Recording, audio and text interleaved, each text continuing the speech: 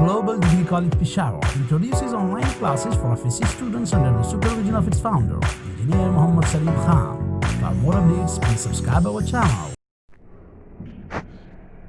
Last time भी बेटा आप लोगों ने पढ़ा था चैप्टर नंबर 23 में, जिसका टाइटल है क्रोमोसोम एंड डीएनए।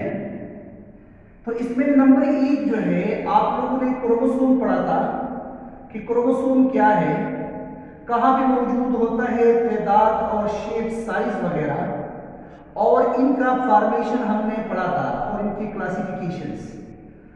आज इस चैप्टर का दूसरा जो मेन पार्ट है उसका नाम है डीएनए। तो आज का लेक्चर जो है उसमें हम डिस्कस करेंगे कि डीएनए मॉलिक्यूल क्या है, डीएनए कहाँ पे मौजूद होता है और इसका फंक्शन क्या है। तो let's start. What is DNA molecules? DNA molecules का एब्रिविएशन क्या है? नंबर फर्स्ट, डीएनए का एब्रिविएशन है डीऑक्सी राइबोन्यूक्लिक एसिड। अब सवाल ये पैदा होता है कि डीऑक्सी का मतलब क्या है? डीऑक्सी का मतलब है बेटा विदाउट ऑक्सीजन। विदाउट ऑक्सीजन का मतलब यह है कि ऑक्सीजन मॉलिक्यूल्स राइबो शुगर में कार्बन नंबर 3 पोजीशंस पे ऑक्सीजन जो है वो मिस है, वो मौजूद नहीं है, इसलिए इस मॉलिक्यूल को हम बोलते हैं deoxy ribonucleic acid. For example आप लोग यहां पे देखिए थोड़ा सा। फॉर एग्जांपल ये राइबो शुगर है जिसको हम बोलते हैं पेंटोस।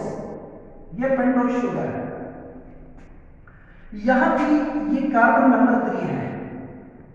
तो नॉर्मली ये कार्बन नंबर 3 पे H और यहां पे मौजूद होता है OH। अब डीएनए के केस में ये ऑक्सीजन जो हाइड्रोक्सिल की शक्ल में यहां पे मौजूद है, ये ऑक्सीजन यहां पे मौजूद नहीं होता, ये मिस होता है। तो कार्बन नंबर 3 में हाइड्रोजन और हाइड्रोक्सिल की बजाय दूसरा हाइड्रोजन यही मौजूद होता है, ऑक्सीजन एब्सेंट होता है। यही वजह है कि डीएनए मॉलिक्यूल को हम बोलते हैं डीऑक्सी राइबोन्यूक्लिक एसिड या विदाउट ऑक्सीजन मॉलिक्यूल्स।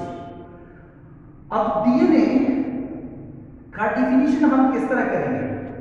तो डीएनए का डेफिनेशन ऑलरेडी हमें पता है लोअर क्लासेस से कि डीएनए हेरेडिटरी मटेरियल है। हेरेडिटरी मटेरियल से मुराद क्या है कि माँ बाप से बच्चों में हुसूसियात अगर ट्रांसफर होती है तो उस ट्रांसफर में जो मॉलिक्यूल इन्वॉल्व है, जो मैक्रो मॉलिक्यूल इन्वॉल्व है, उस मॉलिक्यूल को हम बोलते हैं डीएनए।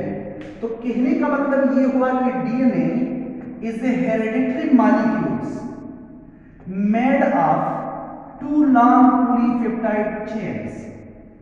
इसका मतलब ये हुआ कि डीएनए मॉलिक्यूल जेनेटिक मॉलिक्यूल है, जेनेटिक मटेरियल है जो कि माँ बाप से बच्चों में हुसूसियात ट्रांसफर करता है, और ये मॉलिक्यूल बेसिकली बना हुआ होता है 2 चेन से, और ये 2 चेन पॉलीपेप्टाइड चेन है।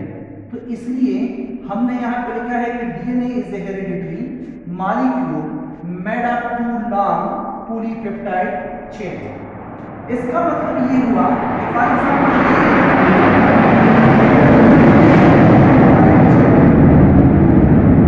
एग्जांपल ये एक पॉलीपेप्टाइड चेन है, ये दूसरा पॉलीपेप्टाइड चेन है।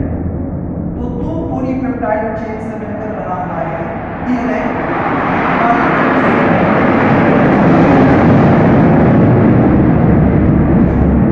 डेफिनेशन के बाद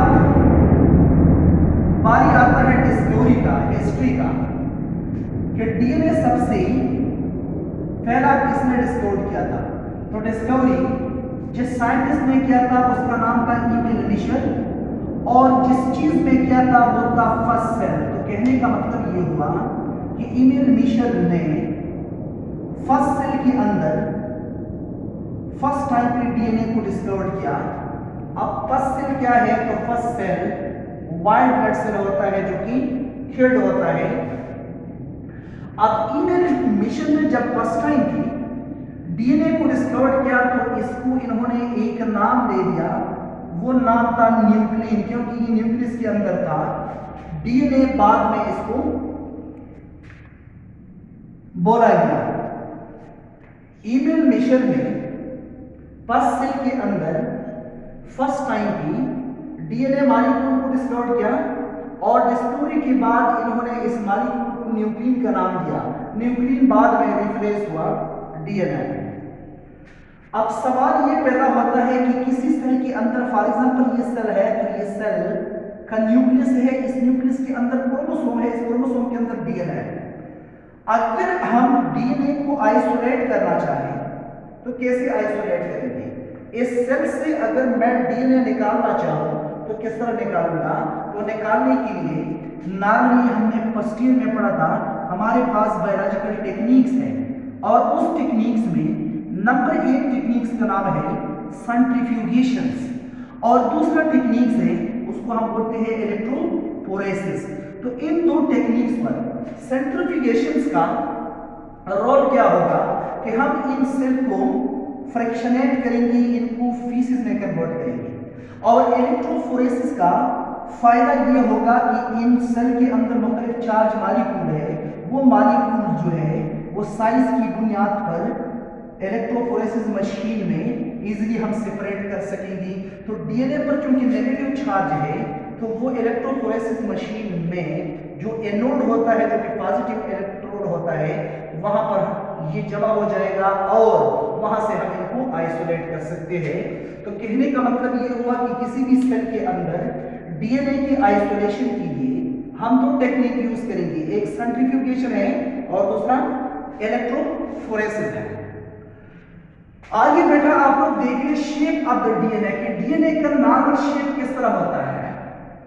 डीएनए का अगर हम माइक्रोस्कोप की आंख से इसका स्ट्रक्चर देखें, इसका शेप देखें, तो ये shape double stranded helical structure है। डबल स्ट्रैंडेड से मुराद है 2 पॉलीपेप्टाइड चेन, 2 पॉलीपेप्टाइड चेन। और हेलिकल स्ट्रक्चर से मुराद है लैडर लाइक। मतलब कहने का ये हुआ कि यहाँ पर जो एक चेन है और दूसरा चेन है, ये एक दूसरे के साथ ऐसे अरेंज है कि इनकी अरेंजमेंट से एक लैडर, एक सीढ़ी की तरह स्ट्रक्चर बनता है। इसलिए आप लोग व्हाइट बोर्ड पे देख रहे हो कि डीएनए का जो शेप होता है नॉर्मली माइक्रोस्कोप के नीचे, ये डबल स्ट्रैंडेड होगा और हेलिकल होगा। हेलिकल का मतलब है लैडर लाइक होगा। इसके बाद nature of the DNA. Nature से मुराद क्या है? नेचर से मुराद यहाँ पे चार्ज है कि डीएनए पर कौन सा चार्ज मॉलिक्यूल, कौन सा चार्ज मौजूद होगा, क्योंकि डीएनए चार्ज मॉलिक्यूल है। तो डीएनए में नॉर्मली फास्फोरिक एसिड मौजूद है जिसको ब्राडली हम बोलते हैं फास्फेट। तो फास्फेट नॉर्मली केमिस्ट्री की पॉइंट ऑफ व्यू से ये नेगेटिवली चार्ज एलिमेंट्स हैं या कंपाउंड है। तो ओवरऑल जो है अगर हम देख ले तो डीएनए मॉलिक्यूल पर नेगेटिव चार्ज ही मौजूद होता है और ये negative charge because of the presence of phosphates. इसके बाद सवाल ये पैदा होता है कि ह्यूमन की डीएनए का लेंथ कितना होगा, या ह्यूमन के अंदर जो क्रोमोसोम्स मौजूद है, एक क्रोमोसोम के अंदर जितना डीएनए पैक है उस डीएनए का या उन डीएनए का लेंथ कितना होगा। तो उसके लिए आगे मैंने लिखा है कि अगर हम एक क्रोमोसोम को निकाल लें, फॉर एग्जांपल आप लोग यहाँ से थोड़ा सा देख लें, ये एक क्रोमोसोम है ये, और इस क्रोमोसोम के अंदर इंतहाई क्वाड फॉर्म में ये डीएनए मौजूद है। तो अगर इस एक क्रोमोसोम के अंदर जितना डीएनए मौजूद है अगर मैं इसको बाहर निकाल लूं और ये हाईली क्वाड फॉर्म में है, इस क्वाड फॉर्म को मैं लीनियर बनाऊं, ऐसा लीनियर, तो लीनियर फॉर्म में एक क्रोमोसोम के अंदर जितना डीएनए होता है इसका लेंथ होगा 5 सेंटीमीटर। तो यहाँ पे मैंने लिखा है कि length of the human DNA 5 centimeter on average in uncoiled form. Coiled form में बहुत ज्यादा माइन्यूट होता है, कम होता है, लेकिन अगर उसको स्ट्रेच किया जाए, उसको लीनियर बना दिया जाए तो अप्रॉक्सीमेटली एवरेज वो 5 सेंटीमीटर ही होता है ह्यूमन के अंदर। लेकिन यहाँ पर भी थोड़ा सा वेरिएशन मौजूद है, क्योंकि ह्यूमन के अंदर टोटल 46 क्रोमोसोम है। ऑलरेडी आप लोगों को पता है कि ह्यूमन के अंदर टोटल कितने क्रोमोसोम है? 46 क्रोमोसोम। और इन 46 क्रोमोसोम से जो क्रोमोसोम नंबर 1 है, क्रोमोसोम नंबर 1 ये लेंथ में भी बड़ा है और साइज में भी बड़ा है, और इसमें डीएनए जो मौजूद होता है उसका लेंथ भी ज्यादा होता है, बेस पेयर भी। तो यही बात यहाँ पे मैंने नोट में मेंशन की है, जो कि जरूरी है एमसीक्यूज के लिए या अदर कॉम्पिटिटिव एग्जाम के। तो मैंने लिखा है in the human genomes, human genomes का मतलब है total number of genes, mean total number of chromosomes. The largest and longest chromosome is the chromosome number 1, which contain 220 million base pair.